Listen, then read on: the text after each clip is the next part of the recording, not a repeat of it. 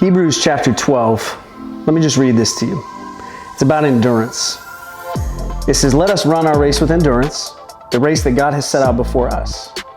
We do this by keeping our eyes on Jesus, the champion who initiates and perfects our faith. Because of the joy awaiting him, he endured the cross. Let me just pause for a second, read that again. For the joy awaiting him, he endured the cross, disregarding its shame. And now he is seated at the place of honor beside God's throne.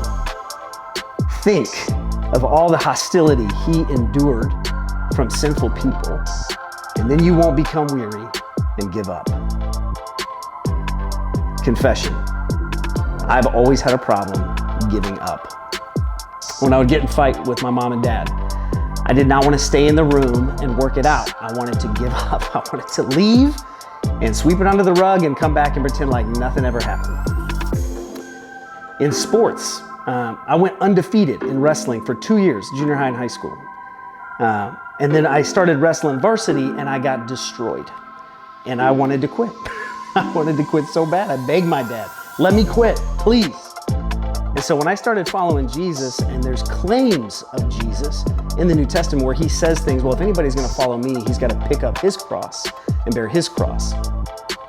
If anybody wants to follow me, they've got to deny themselves. They've got to count the cost. They've got to become as humble and as passionate and as loving as I am and die for their enemies.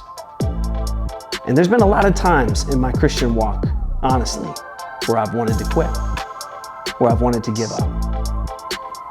And I always go back to this passage where it says, let us run our race with endurance. It's the reason why the only tattoo I have is of that word, endurance, in Greek, on my foot. That I want to be a man marked by somebody who is unswaying in their trust. Somebody who stands on the foundation of Jesus. But how do we do that practically? And I think there's one simple thing over the years that's kept me in the game, that's kept me following hard after Jesus, and that's my friends. When I look back in high school and I ask myself, why didn't I quit? Like so many other people in my church youth group, why didn't I quit? Well, I was in a punk rock worship band where I was the drummer, and 4 days a week, we played Blink-182 style worship tunes in our youth group. And I had a committed company of people that followed Jesus with me. And then I went to college and I had a different set of committed company of people. And I've said this for years. I say it to my kids and I mean it. And I want to say it to you. Show me your friends and I will show you your future. Show me your friends and I will show you your future, because our friends often determine our focus. So in this passage where it says, keep your eyes on Jesus, or think about the hostility that Jesus endured, I don't think we can do that without good friends. So here's my challenge to you. This week, find 2 friends, set up a meeting with them for the sole purpose of, I need accountability in my life.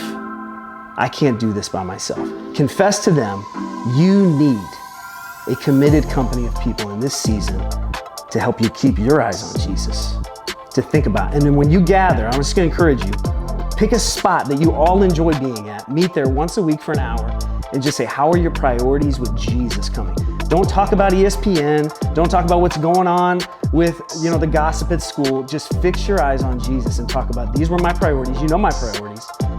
Keep me accountable to those, because I want to be a man or a woman marked by endurance. You cannot do this alone.